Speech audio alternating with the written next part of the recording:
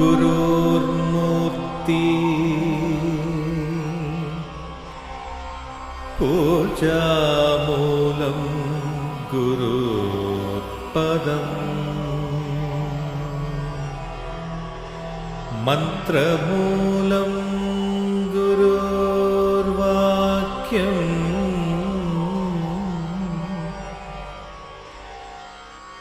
Mokshamulam Gurur Kripa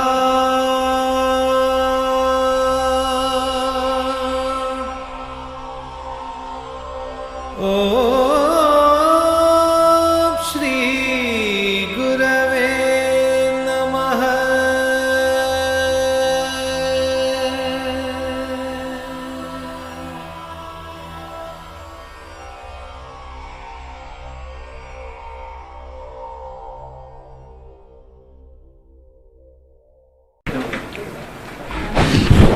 Received that email. I received a couple of emails,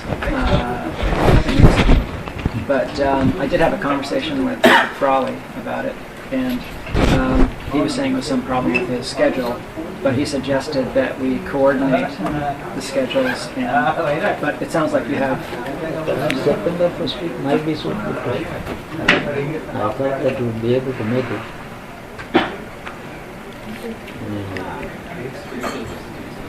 Anyway, we are calling it out tomorrow. Everyone is worried about. Who is not worried about tomorrow? Anyway, from many angles, from the geophysical problems, geological problems,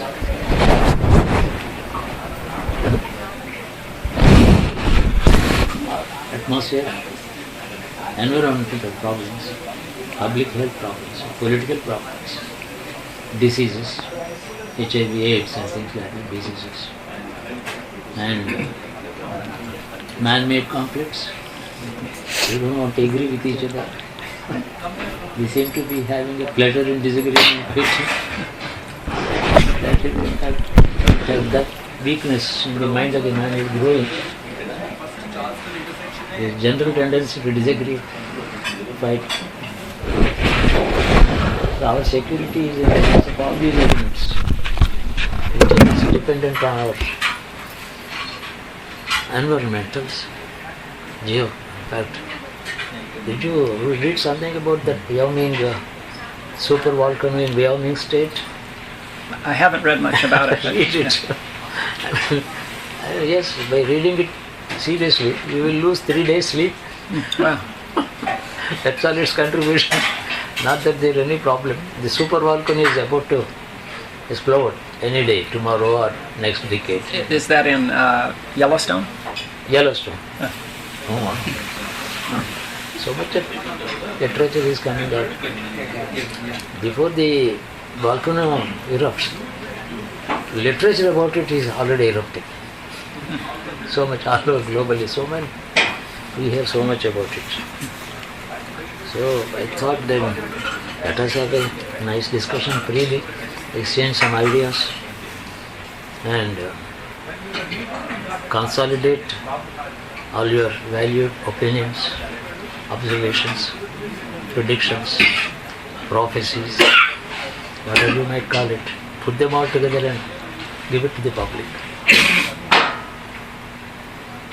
The general rule is God has made us deliberately ignorant of future. It is the creation itself is like. He doesn't want us to know tomorrow. So that we can live in peace. We devote our time in doing what is proper. Whether there is a tomorrow for us or no. But ultimately everything is limited. Somebody asked me to define death. Death is an event in life whose distance is limited, whose proximity is unlimited. That's a simple definition of death. It can happen next day minute. And ultimately, if it doesn't happen tomorrow or after, there is a time before which it has.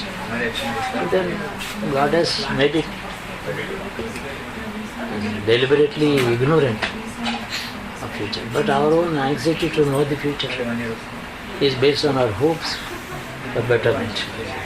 Keep on hoping for something. Desires, fulfillment, fears, expectation. There is no harm in trying to know the future. But we must also be prepared as to what to do, what is to be done by me if this is my future, if this is not my future. Be prepared to, with an attitude, to take the prediction. If you happen to know the future, you must also be prepared to know what to do, what kind of attitude should be taken to the prediction. That's the main thing. Preparing the mind of the man about his attitude. And predictions can be.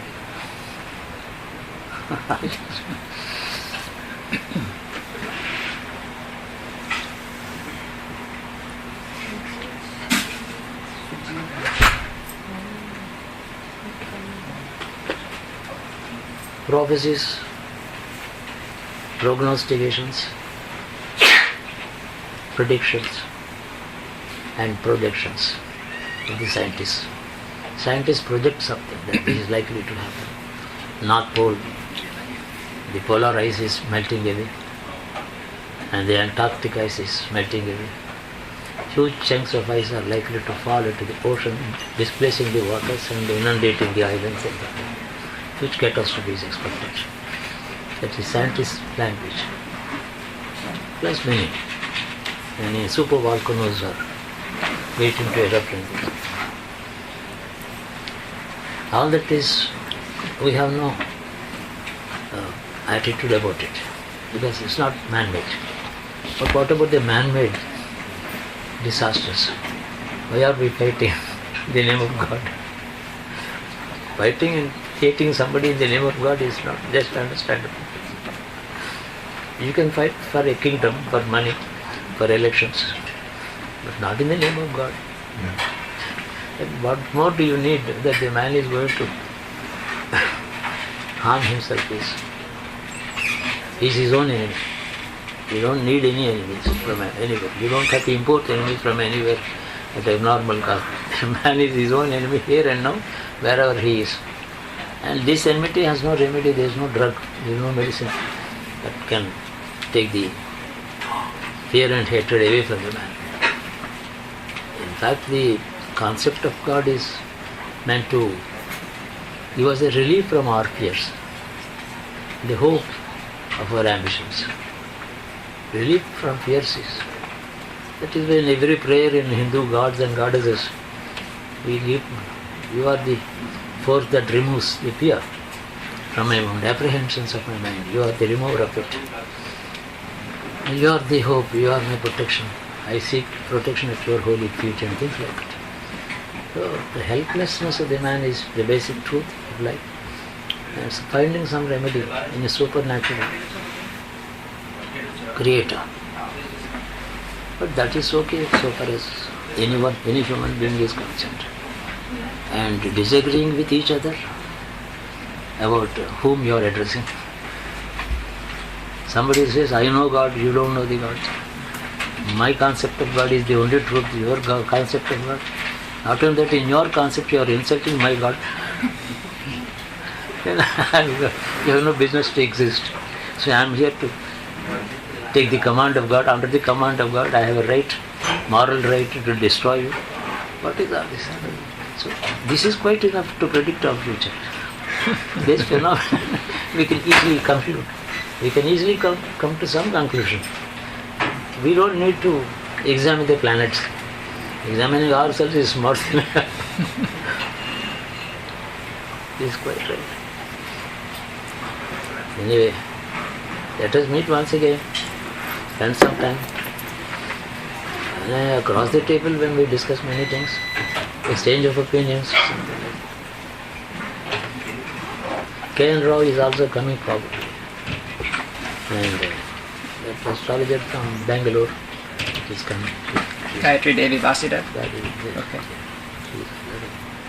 And some other people are willing and happy to come.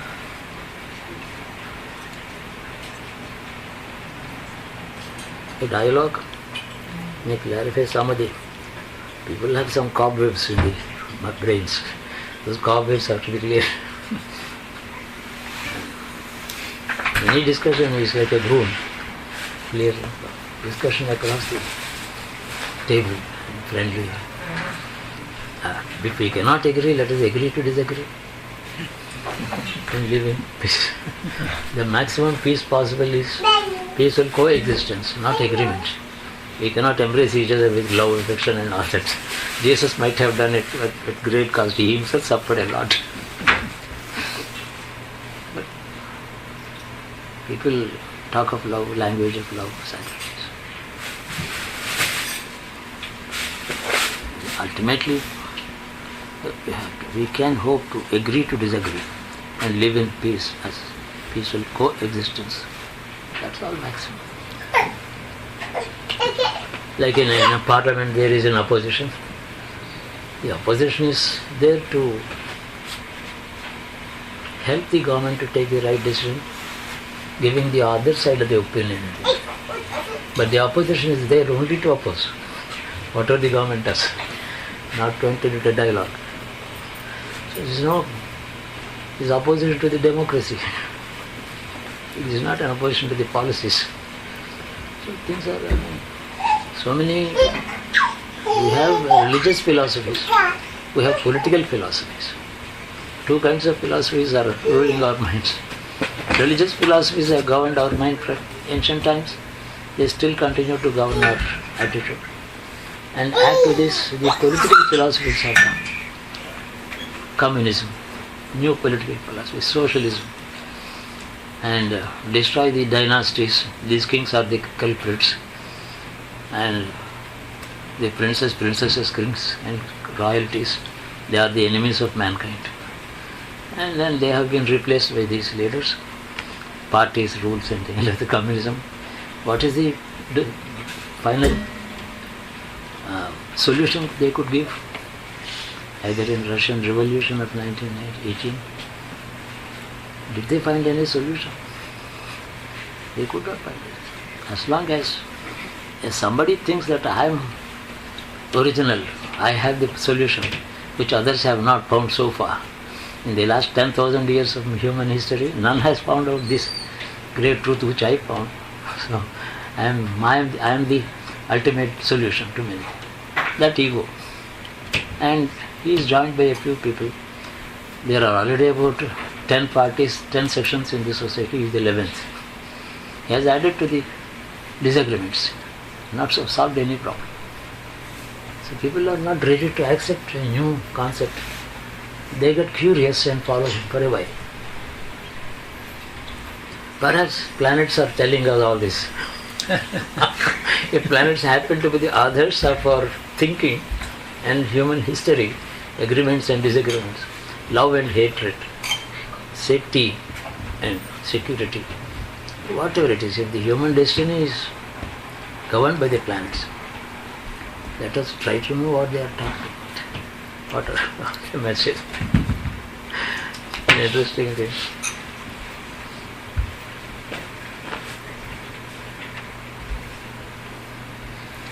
I've often looked at horoscopes, and when you take horoscopes of people in different religions, and what you were saying about people having this unique idea of feeling I found the one and the only truth, but when you look at their horoscopes, it's obvious why they chose that particular religion.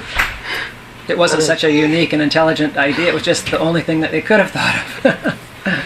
Fortunately, no one has ever survived more than a few decades as the leader of people's thought. He might have led the people's thought for a decade or two or three. And then his followers are not exact followers of his. They cater to the needs of their contemporaries, add their own ideas to the man's whom they are following. So there is no original Jesus idea today. There is no original Muhammad apology. Nothing original today. I mean, many additions, amendments, additions and corrections, improvements. So the original is lost already.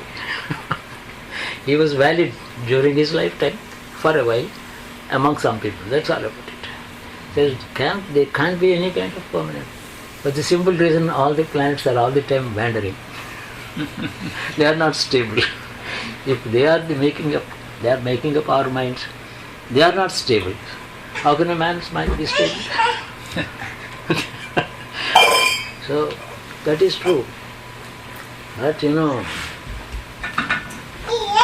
new political thought, the last 100 years, it has every new political thought or religious attitude has only ultimately destroyed the peace of mind.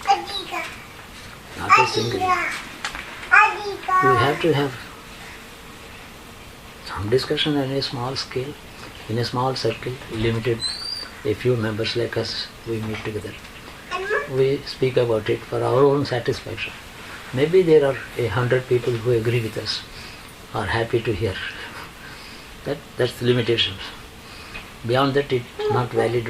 I am not going to give any solution to anybody. But we agree on some kind of, this may be good, this may be happening, this is likely to happen, going to happen, perhaps. That perhaps is also there. Not certainly. So it's necessary for us to meet. There has to be a common platform. Common platform is necessary. India is more riddled with internal problems than any other country.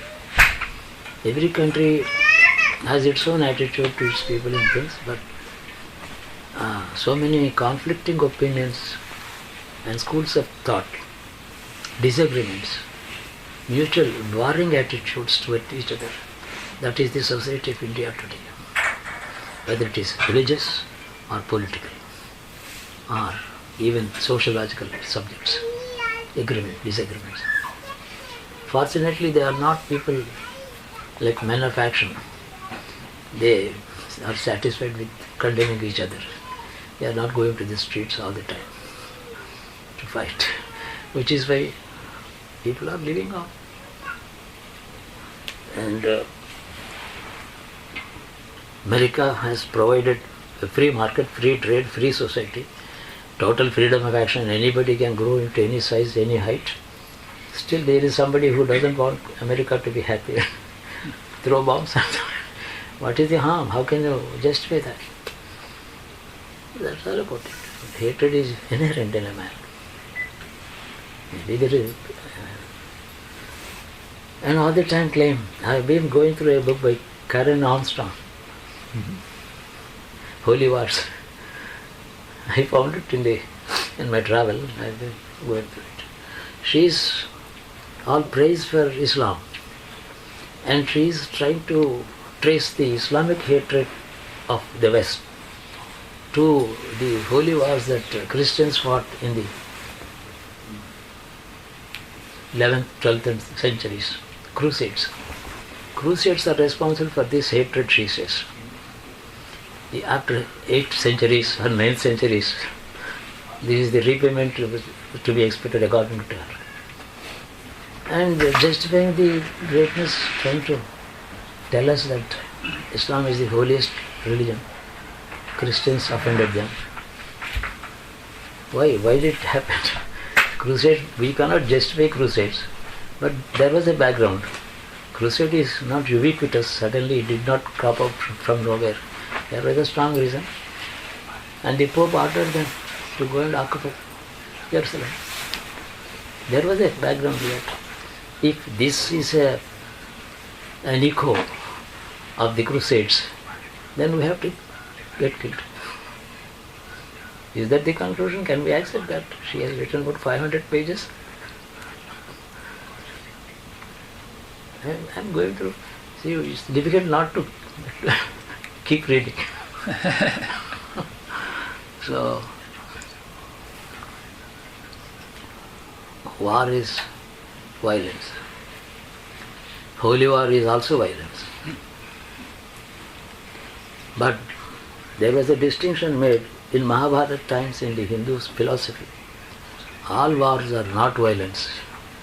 Violence is not war, war is not violence. Violence is different from war. They try to make a big distinction between that. So, in the name of, to to protect righteousness, a war may be necessary. True. When all solutions, all dialogues, all attempts to solve the problem ultimately fail, then the war is justified. At the last, we are solving the problem. That's the final last solution. But all people are destroyed in the process. Destruction is the solution. Everyone, all of us deserve it. There will be more peace when we don't exist. The wind goes on blowing peacefully. Plants will be growing nicely. And fragrance and wonderful colors blossom. Our absence is the only desirable thing. Can that be accepted? We have to have.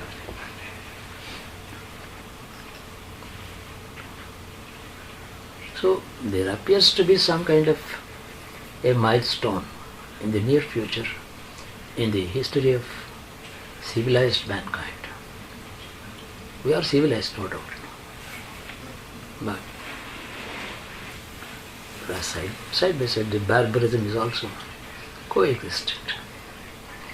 So civilization should be supported, strengthened, and we have to put down the barbarism.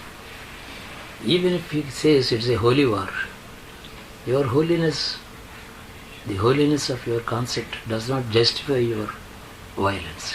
We don't agree with your violence. You may be the holiest of holy. You might have received the command of the God, but it's command to you only, not to us. We have not been asked to be killed. He might have asked you to kill me, but we don't accept it. Barbarism has no place in civilization. So we tooth and nail, we uphold. If you don't yield to our argument, you will be destroyed by the stronger forces. And something, this kind of an attitude. What's the use of appeasing them, praising them? It's a great religion, grace, love and peace and things. You cannot appease, Nor can you ever bribe a criminal. Bribery is okay to get something done from somebody. Criminal cannot be bribed. That way, some has our own attitudes, political solutions that we are attempting are not sound. The political solutions to this kind of barbarism, I think there can be no political solution to barbarism. There can't be any remedy to hatred. Opinion may differ, and somebody who is opposing you may be convinced by many means, but as long as the inherent hatred is there, it doesn't yield to any solution. You have to have only strength, assertion, and hold them to ransom, call them to discipline. It's the only solution. That has been amply explained in the ancient scriptures of Hinduism, Bhagavad Gita and all that. And the author of all that was Krishna. He has been acclaimed as the divinity himself. He may be a nice politician, very intelligent, learned man, but he is divinized. He was divine. So, by calling him divine, we have accepted his solutions, his teachings as ultimate. If you call him just another political personality, it doesn't have any finality. The author is the God himself, therefore it is acceptable to all of us. But then we have to have our finalized opinion, attitude. There can't be a continuous, endless discussion about these things. This is not a subject to be discussed at length. A discussion for a while on one or two platforms between two selected parties, it's okay. But that's where the ultimate solution. There is something we have to arrive at. There's no use of trying to please them, try to give them money, and all that. Make friends, trying to shake hands with them when the hearts are hating it. It's all artificial, untrue, insincere. Any untrue attitude, a truthless attitude can never give us any solution. It has to be truth behind it.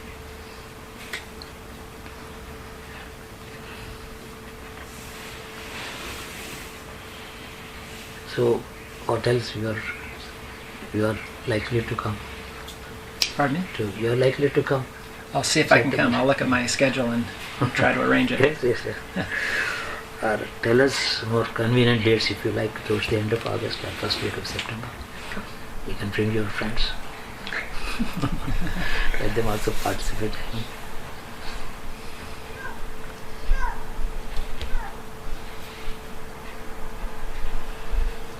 You are welcome, anything particular.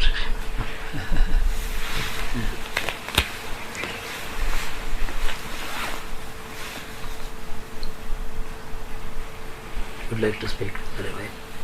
Me? Would like to speak very well. Speak to me. You, Mark? Yeah. Do you have anything you want to ask him? Or? No. You can.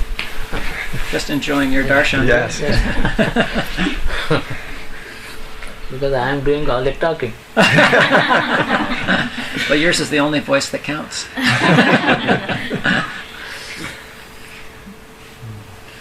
Coming to America once again is like, to me, in my present condition, is like attempting Everest, Mount Everest. Something like that. Neither the mood nor the physical condition or whatever, but still I had some anxiety. I would like to pray to my God in my own way for the welfare and the good of this country, for all sections of people. Let me do some prayer. That's the main thing. And my large extended family is here. Many people are there, more than several thousands of them. Although I cannot meet all of them, they can have a talk on telephone or something, or meeting. I spent about 14 days in Connecticut, where my another granddaughter is living. So I could meet many families in and around Washington, New York. And many people came there. So the other limit of United States, 6 hours flight time, I could fly across the United States praying. It's a nice place. And for my satisfaction, to meet my own people, kith and kin friends like you, I thought I would make it. Last time you came, you had an opportunity to drive down to Los Angeles, and you said that on the trip you had kind of meditated on the earth, and you had some ideas about earthquakes. Any further ideas on that, on this trip? You remember in 1906, San Francisco had a very bad experience. Mm-hmm. April. Some kind of a similar planetary configurations are coming in the near future. There are bound to be a few disturbances, not so severe as that. That was a very severe earthquake. The whole city of San Francisco was destroyed actually. Mm-hmm. So what you have today is almost totally a repeat, new city that we have in San Francisco. In 1906 April, more than half of the city was razed to the ground. Well, that kind of shoreline has its own weakness, but is far, far better than before. Now it's better. I don't expect that kind of, at the most, a tidal wave or something like that. I'm in the edge of about a few hundred meters of the shoreline may get disturbed. But this mountain range is a protective wall, adding to the stability of this continent. Mountain range is like a foundation, super level foundation. It can keep the land stable even when there is some tectonic disturbances. So this seems to be safer than what I imagined last time, and I went on praying for that. You remember? Good, yeah. And I received good signals, hopeful signals, things will be protected, things to my own satisfaction. Oh, good. Yeah. So this is a peaceful country. It has to survive, it has to be. The kind of great civilized and organized public life of the United States is no joke. How many thousands of miles of excellent roads communications, wonderful distribution of natural wealth and things. It's highest organized country, giving total freedom to everybody. Whatever, there may be something lacking here, there. 10-15% defects or lackings are always there in every situation. I would compare to any other country in this world today. Is 85% laudable. This is to be accepted. It has to survive in the interest of humanity. People who are trying to dislike this or harm this country are not enemies of America alone. They are enemies of mankind. That's the equation I have.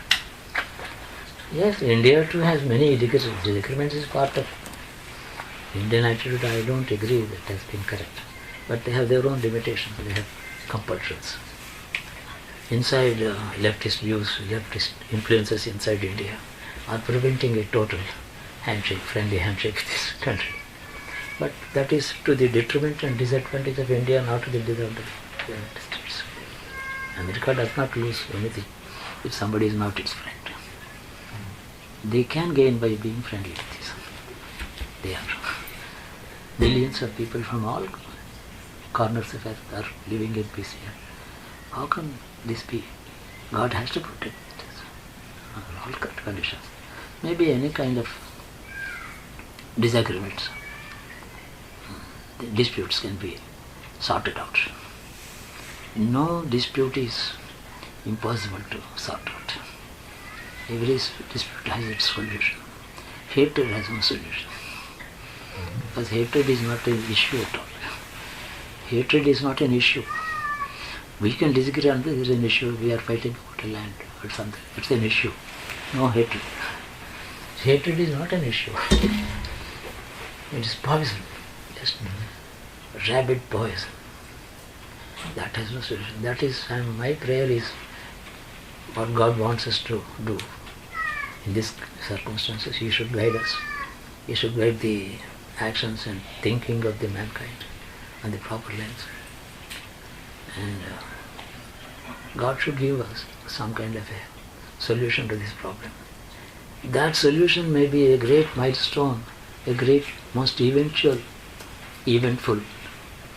and significant change in the politics of the globe. Something is bound to happen to our advantage. Without that, this kind of dangerous situation continues. Perhaps the solution includes some of the geophysical disturbances also in some areas. That's a different matter. Suppose we have been, two countries are fighting all the time about the border. One earthquake can solve the problem. It treats both sides of the border equally, with equal attitude. One earthquake can solve the problem between two countries. It will decide the border. All the time it takes is only 7 seconds. Maybe some solutions are waiting for us. And some solutions, like amputation of a leg, which cannot be cured, is infected totally. By amputation of the leg, the man is surviving. So all solutions are not painless. There are painful solutions. That can be given only by God. If some of us keep praying for that solution, come on, I want to live. If you want me to lose my leg, let that be. Let my legs and arms be amputated, still I want to live, because mind and body are active. So the man is surviving, even after the amputation. The amputation is a treatment, not destruction. That way we are waiting for something to happen. I don't know why at all this kind of a heated discussion is taking place about the December 2012. I would put it, that is a starting point. The total time of that solution may be 8 years till the 2020 December.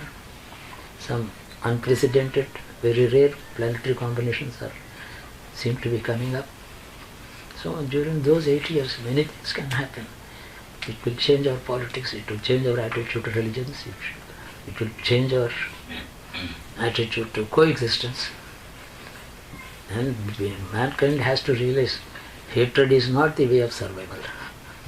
If I hate you, it is I am harmed first. That means my own future is bleak because of my hatred inside me against you. My hatred may not harm you, but it does harm me. This is a kind of a simple realization. We don't have to study books on philosophy. Just common sense is more than enough. Simple common sense, unprejudiced, free from hatred and arrogance. Arrogance is more than enough. We can have that kind of a lesson is we are waiting for. It cannot be bad. Even a physical destruction or whatever may happen. Painful operation can make the patient survive. Operation is not always painless. How can even an injection can give us a pain, sting. So, what they are thinking of the evil happenings, fear, they are afraid of many happenings that are going to take place. I would take it as God's remedy to our ills, our disordered, diseased mind, and evil thinking. It's a treatment God is going to give us. So we need it. Let us wait and welcome that. The right attitude.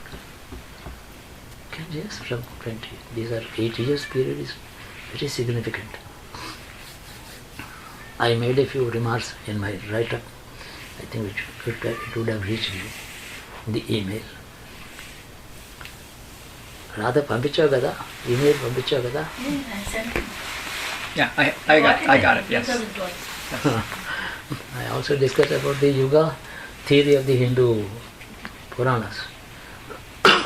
In Hindu Puranas, the length of the Yuga has been exaggerated 100 times, 1,000 times like that. I mean, that's a different matter, but yet there is what is known as the Yuga theory. And the man's attachment and discipline, attachment to righteousness, it is not constant all the time. Righteousness, attitude to willing to be righteous, tolerant, that is known as dharma. But that dharma is not a straight line. It is like a sine curve in mathematics. It is depressing, again gaining strength. So this may be one more a period of a time in which the dharma that has declined to the detriment of the mankind's security, it has to be restored by a painful operation. He will surely say, all of us have one well-wisher, the Creator. He wishes you, me and my enemies also well. God cannot hate my enemies because He loves me. He loves my enemy equally. That's the whole trouble with the God. There can be a solution. So probably He gives a solution common to all.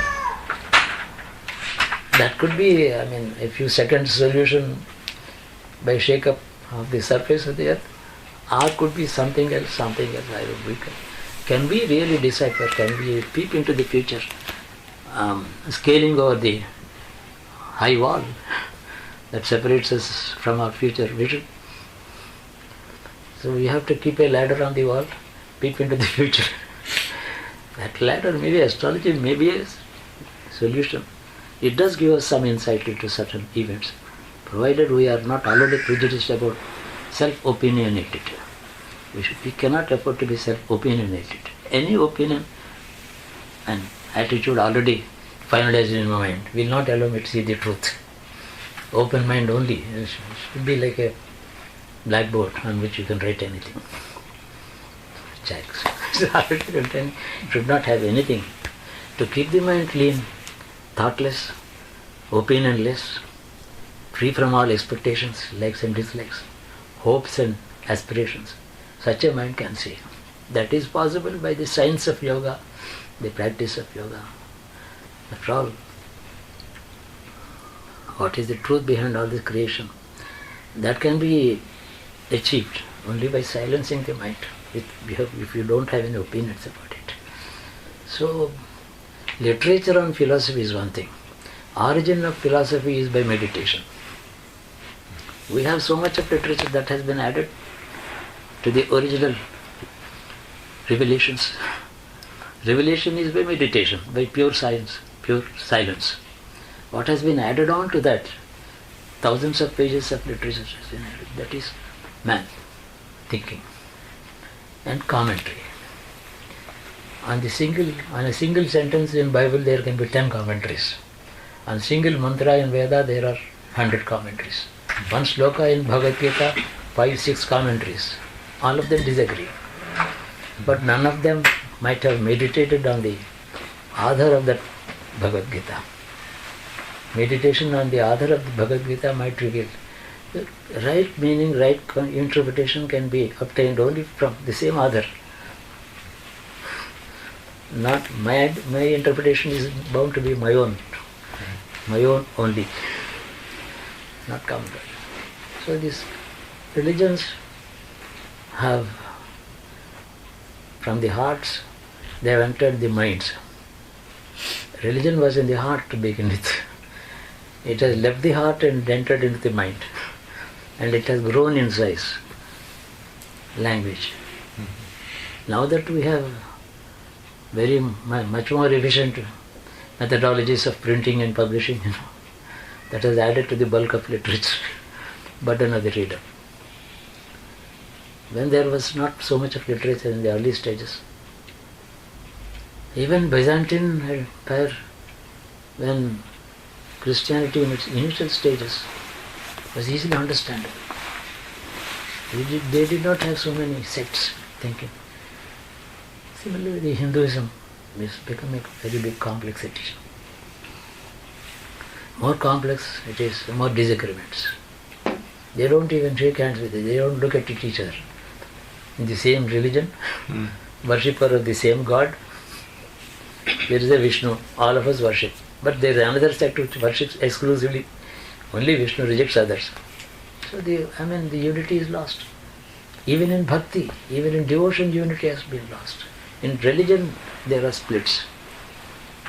We have, all this is man-made, intellect.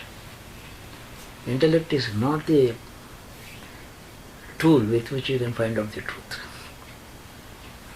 The tool to find out truth is meditation, silence. There is a heart. Intellect gives you more confusion. And you publish a book today, 10 years later you will disagree with yourself. And you publish a second opinion on your own.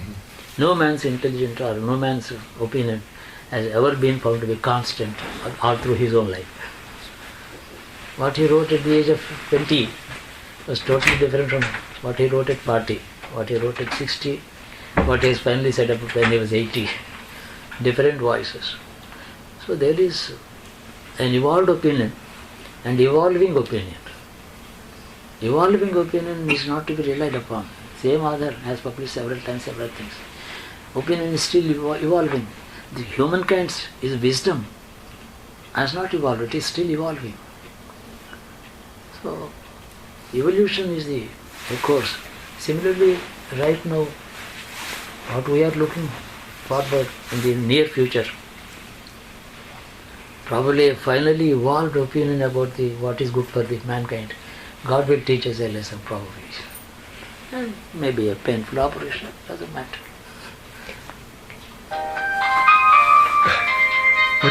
What was key to your transformation and your awakening? Is it a universal key that is true for all? An experience that is common to all. A physical shake-up that can change. One earthquake has changed 1,000 people's attitude. The ephemerality of life, inconstancy of our physical life on the earth, as we assume it to be. We seem to be having a control over our own, this is my country, this is my land. Like an earthquake, like a major cyclone, a disaster, an apocalypse they call it. Why should there be an apocalypse at all? to finally consolidate the opinion of all people, giving them the final truth.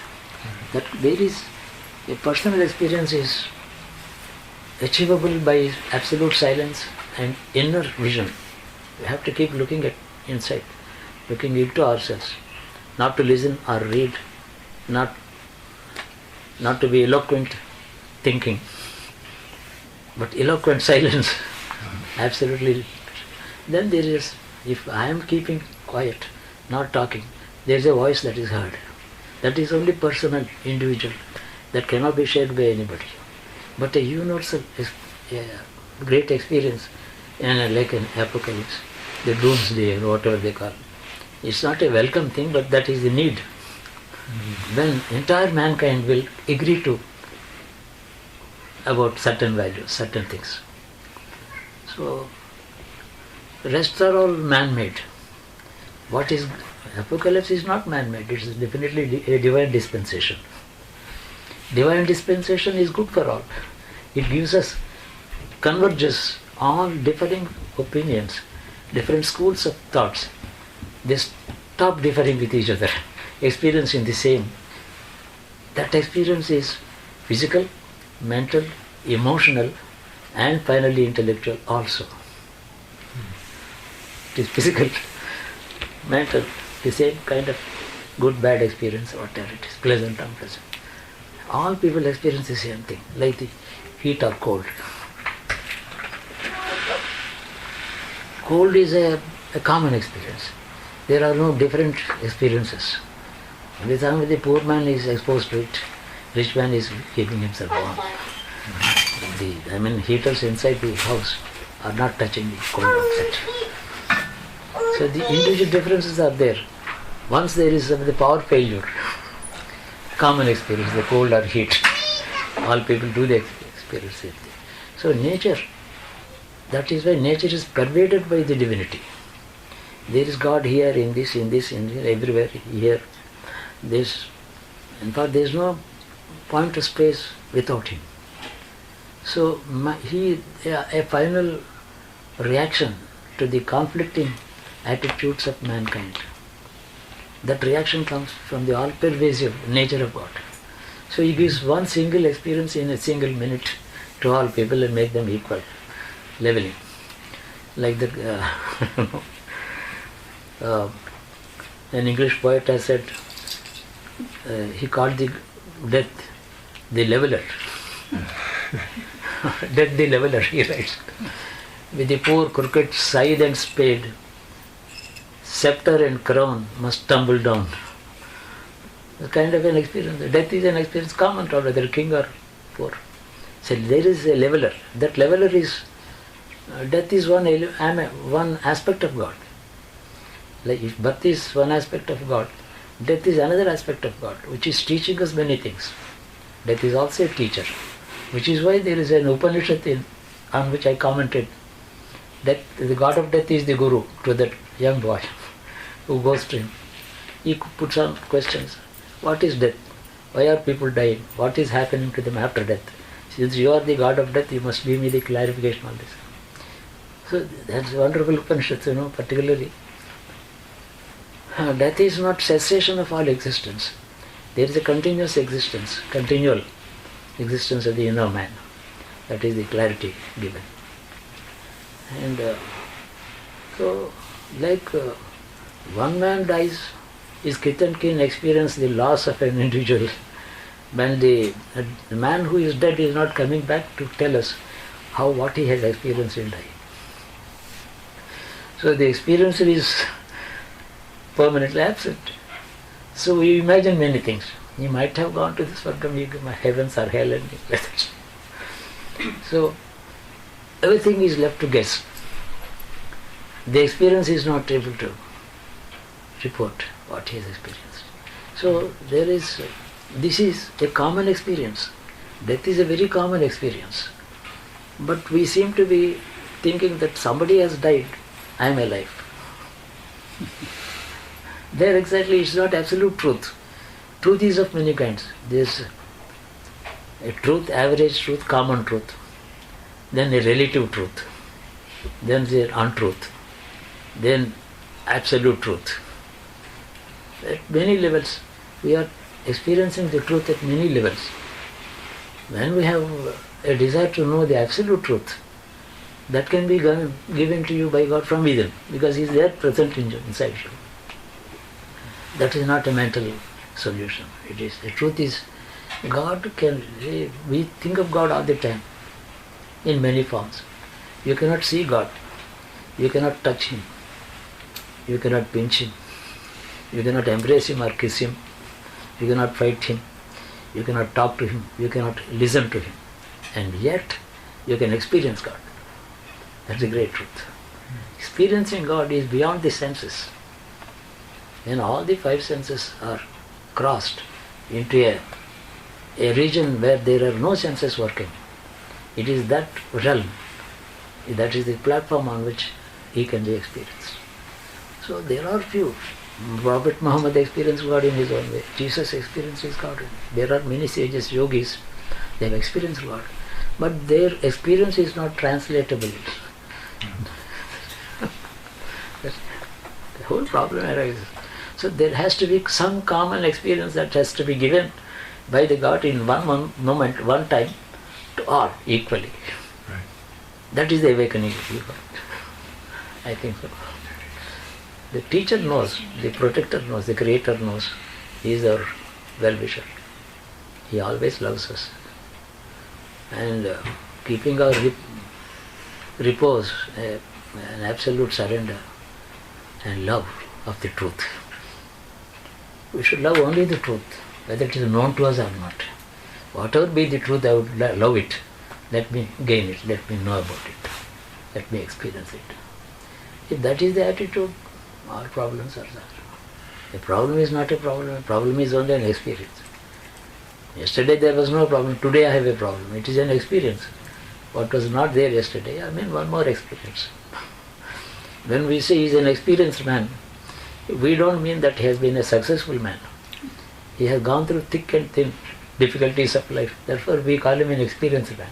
So experience obviously means unpleasant. Isn't it? It's a very strange thing. He's a very well experienced man, he knows, he has gone through many things. Not pleasant, not happy all the time. A happy man all through successful. He is not an experienced man. He has been in a slumber. Continuously. Very interesting thing, life.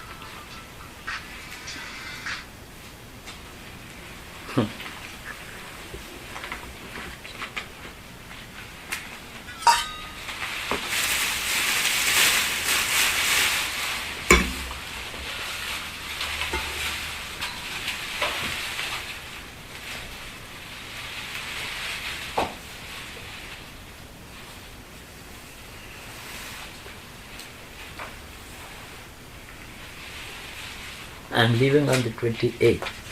Another 8 days I am left. Since I have no work, there is nothing like finishing it.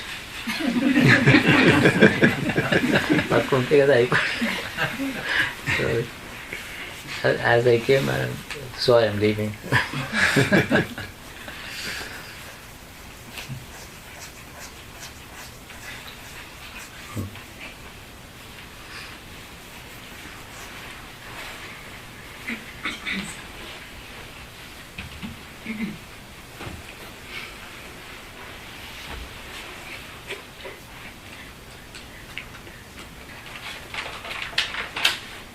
You are coming again tomorrow or after once again before I leave?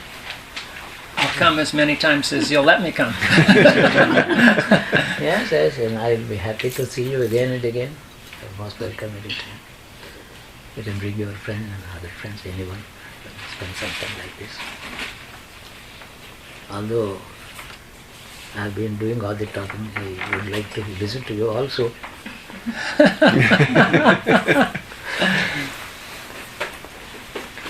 I was thinking about your comments about death, and one of the things that I've noticed, it's a simple thing, is just simply as people get older, they start thinking about God more. and you see people who weren't religious earlier, and then now they start getting religious, and all of the texts say that death, the contemplation on death, turns a man's mind towards God. The realization that True. that we're immortal, and I find that fascinating, and it's very true for me. Yes, it is true. In fact, rather than fear of death, trying to know about death, the truth about death, Yeah. takes away the fear of death.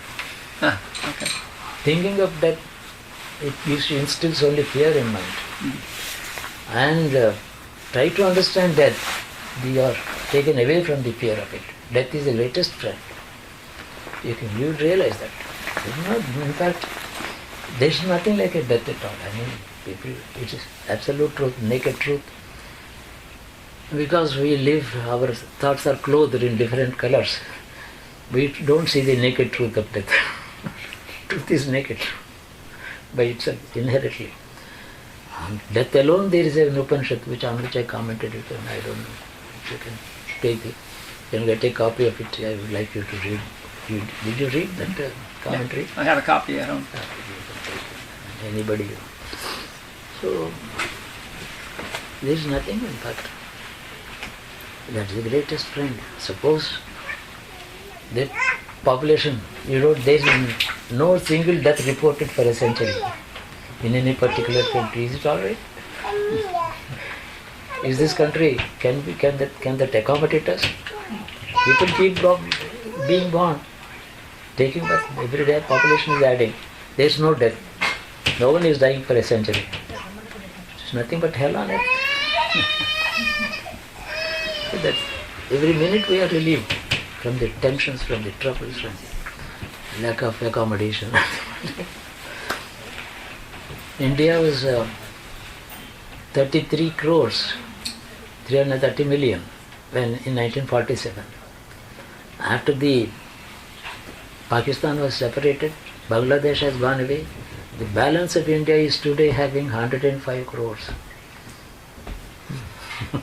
1,000 million. And people are not happier. Growth of population, the so-called conquering of death. What is conquering of death? Postponement. That's all about. I don't want to die tomorrow. I want to die a year later. That's all about I can say. I can't say I want to live till the end of the century. Still we have to have an understanding where to draw the limit. Near a lengthening of our life on earth. What is a complete life? How do you define? A full life, a complete life, successful life. You add all the epithets to that thing. What are they? How do you define that? Living long for 100 years is good? Is that complete?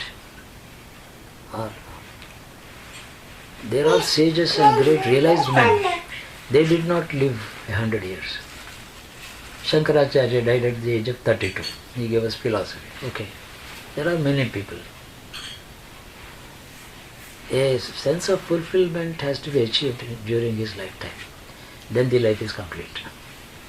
You could be 30 or 40 or 110, anything.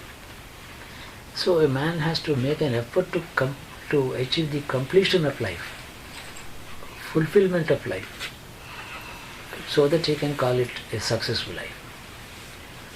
And it is not based on a time scale. It is a scale of experience. That decides whether life is full, or incomplete or complete. That's all about it. So we can always pray for a full life. Pray for a full life, not so many calendars. I want to see another 100 calendars. There's no use. It will still be incomplete. That completion, fulfillment, sense of fulfillment, regretless. I always defined a successful life as a life without regret when I look back. Suppose I am 100 and I keep on saying I should not have done that day. I should have done this. Somehow I missed it. Somehow I failed to do this. I mean, this kind of regrets, life is incomplete, not a successful life. One could be a very ordinary ice cream seller on the roadside, or could be a president of the country. Success is different. It is not the status, or how many people have known him, how many years he ruled the country. It's not necessary. That is not the scale. That is not the barometer to say whether life is full, complete, and things like that. Regretless. Maybe he has lived all his life driving a taxi, but taking care of his little kids, bringing them up, doing honest service. No regrets, fulfilled. But a dishonest politician has ruled the country with all power, destroyed his enemies and opponents. He cannot say that his life is successful. He might have succeeded in performing an evil act of hatred. He might have succeeded in destroying his enemies for a while. But he is not successful. Because the destruction that he indulged in chases him subconsciously. So many people have to understand the importance of death and what exactly to pray for. Fulfillment. What to desire, what to ask for, what is not to be asked for. That is, I would say, wisdom. I shall never ask for this, I shall ask only this. We have to know about it. So that way, you will find a fulfillment. In sciences, like astrology. Astrology is one limb of the philosophy. It's a part of philosophy. It's not a prediction science. Science of prediction is not the correct definition of astrology. It's part of destiny. Destiny is understanding the divinity, divine order of care, this kind of creation, which is following a particular order. Everything is going by a discipline. At least taking the same time to complete one revolution, rotation on its axis, revolving around the sun with such great discipline, while it is not being handled visibly by any machine. Just in space, it is keeping time. It's a great timekeeper. This is an order. To understand what is this, what is that order, who made this, I should know about it. So there is an order, there is a discipline, there are do's and don'ts in the nature. Earth does not delay like our railway trains or flights. Even by a minute, it doesn't lose a minute in a year. So that kind of an order that is governing the life and the creation all around, the cosmos, the planetary system. So understand, astrology is a science that is dealing with this kind of order, this wonderful disciplined order of happening, order of running the world. Astrology is dealing with that subject. Therefore, I would call astrology as a philosophy. The one person who gains by this philosophy is the astrologer himself. The man who takes a prediction from you has a limited gains from you. He has not ultimately found out the greatness of astrology. He found his prediction from your readings. He is quite happy with it. But the astrologer has a great deal to experience and he gains a great deal.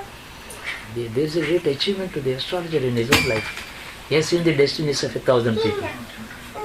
The same rotation of the earth, revolution of the earth, the same planets going around the sun and all the time, giving different experience to different egos. So that kind of philosophy is known, has already we have gone close to it. That experience is enriching you. You have slowly, without your own knowledge, you have understood the mechanism of creation. So that's a part of philosophy. One limb of the wonderful philosophy that governs time. It is science of time. Everything is in time. So the Lord says in Bhagavad Gita, I am time. Follows me, I am time. I am responsible for in me things are happening. Birth, death, creation, recreation, destruction and recreation and again. Everything is happening in me, I am time, he says. So we are dealing with him through these planets. It's a great experience. So that way, the gain of the astrologer is great. I mean, somebody may say astrology is a science or it's a philosophy, I would say. Maybe it may not be a science. With scientific axioms are there, some scientific rules, mathematical rules are there, that's all about it. Some mathematical rules are there, but it's a philosophy. Definitely the astrologer is gaining a lot. We don't have to take a certificate from the thinker or intellectual and so on. We don't need his certificate. It's a philosophy we are following. We are in the process, we are helping 1 or 2 persons a day. Their gain may be small, but my gain is great. That's the right attitude. Yeah.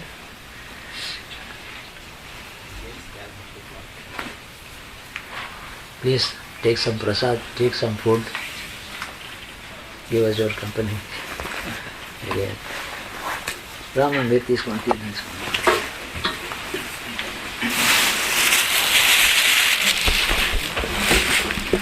పూచిపట్ల Anand గారు తీసేసి అవునా? మొన్న శనివారం కలిసారా?